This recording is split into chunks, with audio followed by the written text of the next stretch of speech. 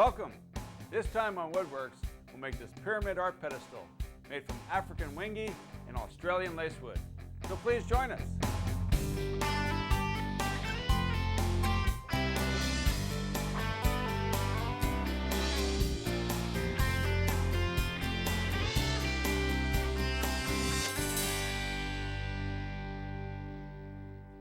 Hello, I'm David Marks.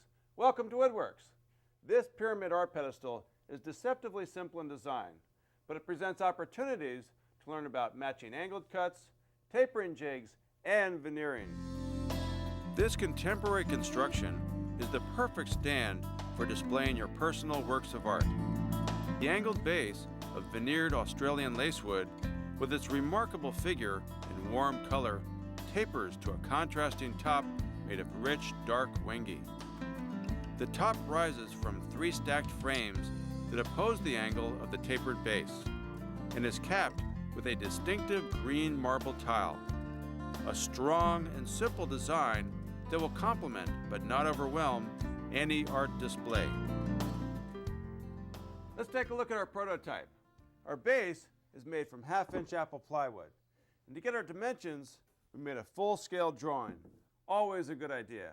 We'll refer to this a lot as we build. Our finished base is 16 inches square at the bottom and tapers to 8 inches at the top. Our side pieces not only taper, but they're cut so that they lean in toward each other at an angle. With a bevel gauge, we determined that this angle is 7.5 degrees. We'll begin by making the angle cuts along the bottom and the top edges. We want to make these cuts first before we taper, because our stock is square and we can use these edges as a reference. With a table saw blade set to 7.5 degrees, we use the crosscut sled and cut the bottom edge. Then we slide the board against the fence and cut the board to length, 30 inches long. We make these bottom and top angle cuts on all 4 sides of our base. Our next step is to cut the tapers, but before we do, let's take a look at how our base goes together. To form the square box, we'll join 2 wider outside pieces with 2 narrower inside pieces. This is something to keep in mind when you're setting up to make your cuts. To accomplish this, we'll make our tapers with the help of 2 different size tapering jigs. Let's take a look at our design drawing. We know that there's an 8-inch taper over a 30-inch height. Our first cut will remove half the stock that we'll be cutting away, or 4 inches of the 8-inch taper. What we have here is a jig that will help us to make that first cut. It tapers from 4 inches down to 0. This is an inexpensive jig that we made out of some MDF and some scraps of hardwood. We set the table saw blade to 90 degrees and move the fence 15 7/8 inches from the blade. This is the width of the pedestal base minus the width of the veneer. With the jig in place, we make our first cut.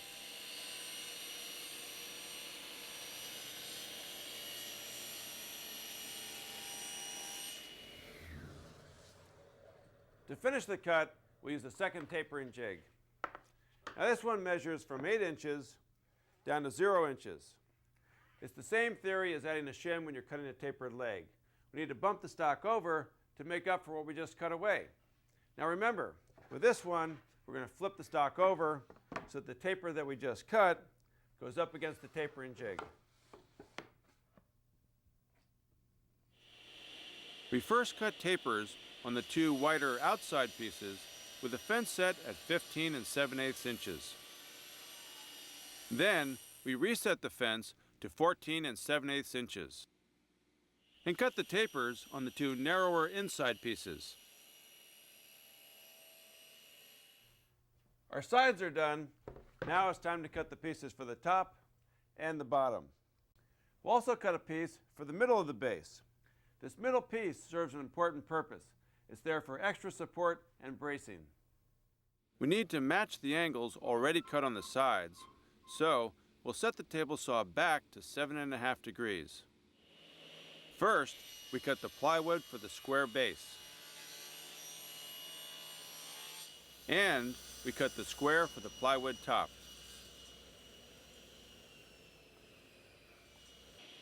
Then we cut the plywood middle. This middle piece will act as a support for the center of our pedestal. Before you build the base, it's a good idea to double check the fit of all the pieces. Begin your assembly by putting two sides together like this, with a narrower inside piece butting up against the wider outside piece. Apply glue to both surfaces, use some tape to hold it together temporarily, then use a nail gun to secure the sides. Using a finishing nail gun, we drive 1-inch nails along the edge, spacing them about 2 inches apart. With the two sides nailed together, we attach the top and bottom by applying yellow glue to the edges. Then we drive in finishing nails to secure them. Next, we add the third side, using the same technique. Add a little glue, and then secure it with a nail gun.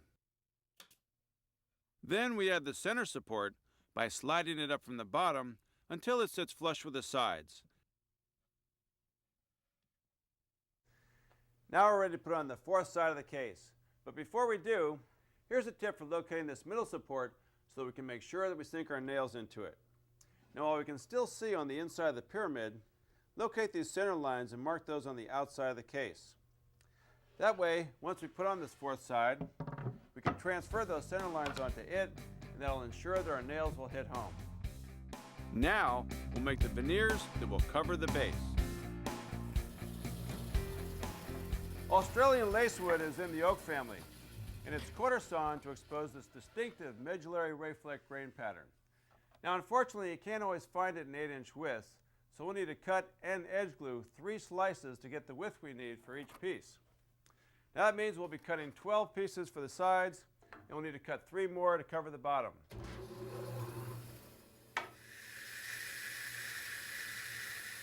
Each slice of the veneer is 1/16 of an inch thick.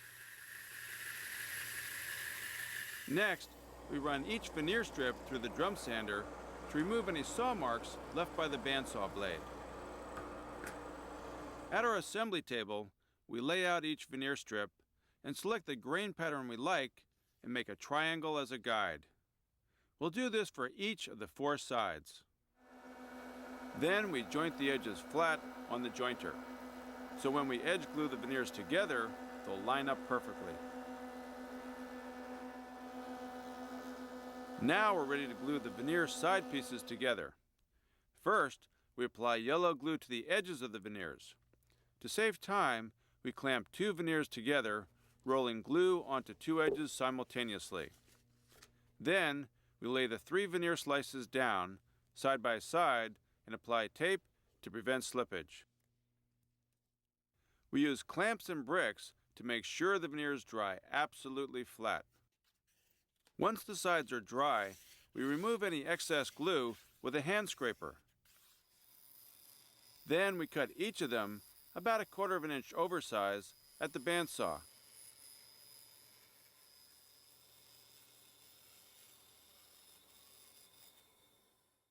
To glue the veneer to our pyramid, we'll start with the bottom of the base. We'll glue the bottom piece on first so that the end grain can get trimmed away. That way it'll be covered by the veneer sheets that will attach to the sides. First, apply a liberal amount of glue onto the plywood base, and then to the veneer. Next, carefully align the base with the bottom.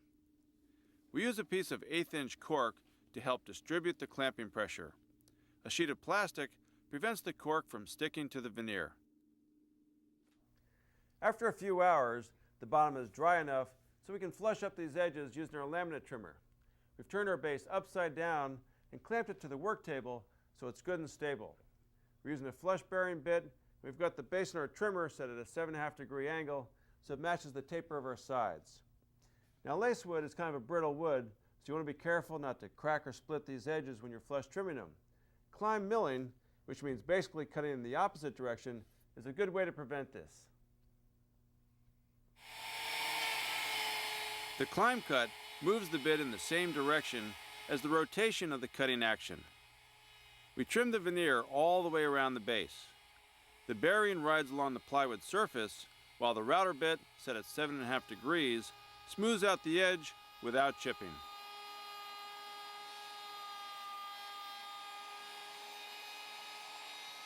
Once we finish our climb cut, we can go back in the usual direction with the router and complete cleaning up the edges. Next, we'll apply the veneers to the sides. Again, we apply a liberal amount of yellow glue to the plywood using a roller and then to the veneer. We place the side of the pedestal onto the veneer. The weight of the pedestal is an advantage for this glue up. Once again, we use an 1/8 inch thick piece of cork to distribute the clamping pressure. Then cover it with a thin sheet of plastic to prevent the cork from sticking to the veneer. We use several cauls, clamping the ends of the cauls firmly to our table to get even bonding pressure. Now that the veneer is dry, we use our laminate trimmer again, set at a 7.5 degree angle to flush trim the top and the bottom. For the sides, we'll be using our plunge router, which is set at the standard 90 degree angle, and was the same climb milling techniques that we used earlier to flush trim the sides. Then we'll add some veneer to the second side, let it dry, flush the edges, and we'll repeat that process all the way around.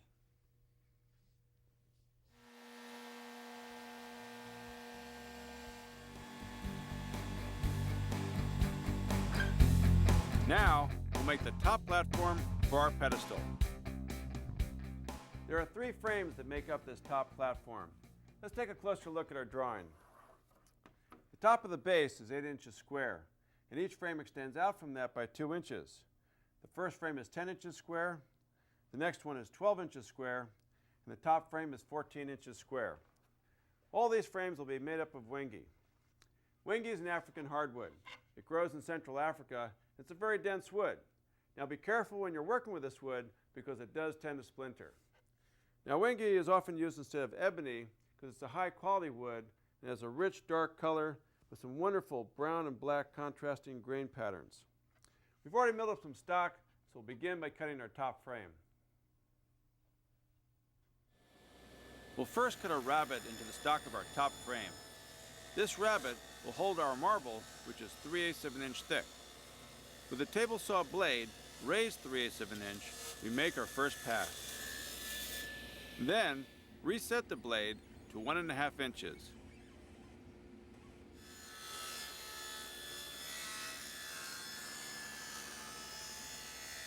Next, we use the mitering jig to cut the top frame stock to proper length. With the stop block set to 14 inches, we make our cuts. Next, we cut the stock to make our middle frame by resetting the stop block of the mitering jig to 12 inches and make the cuts on the 4 parts of that frame.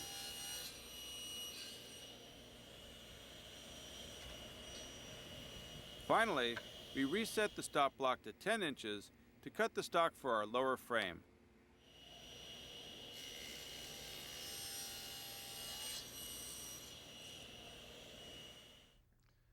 To join the frames, we'll be using number 10 biscuits.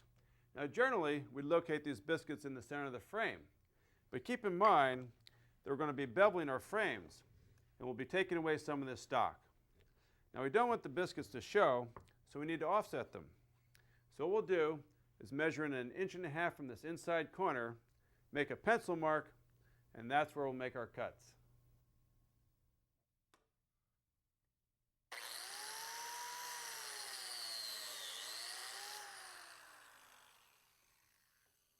The top frame stock is thinner here because we cut the rabbet to hold the marble tile.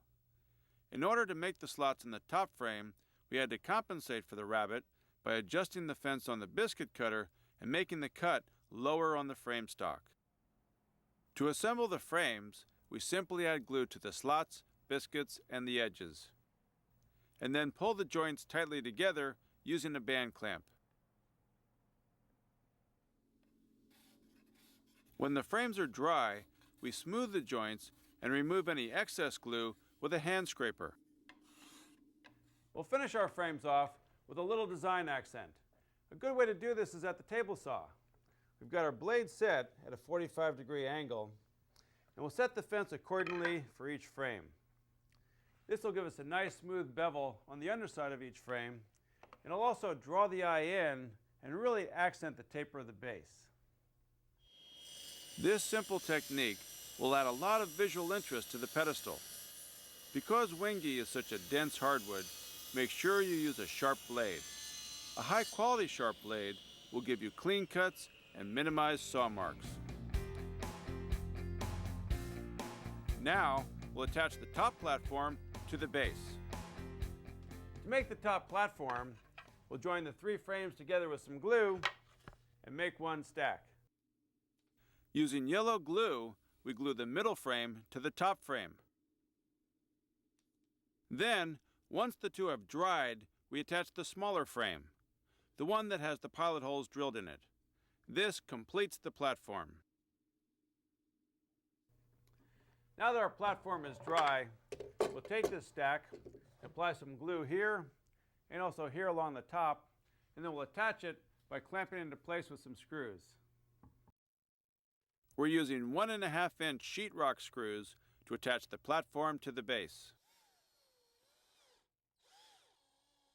We've cut a piece of 1/2-inch plywood and we'll glue it in flush with the rabbet. This will give the marble tile a little more support.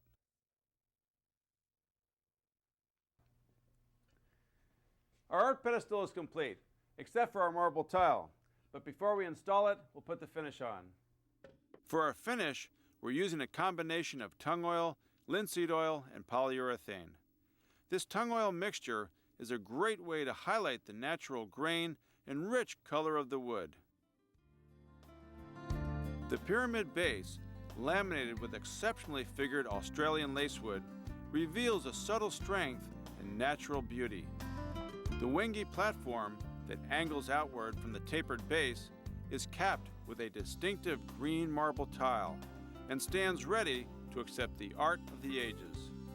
A strong, contemporary design that will complement any display. We're using some green marble tile for our platform. You could use some granite or some ceramic tile and choose the color based on the art you'll be displaying. You could glue it in, but what I recommend is to use a little bit of double stick tape. That way it can be removed easily. I'm David Marks. Thanks for watching.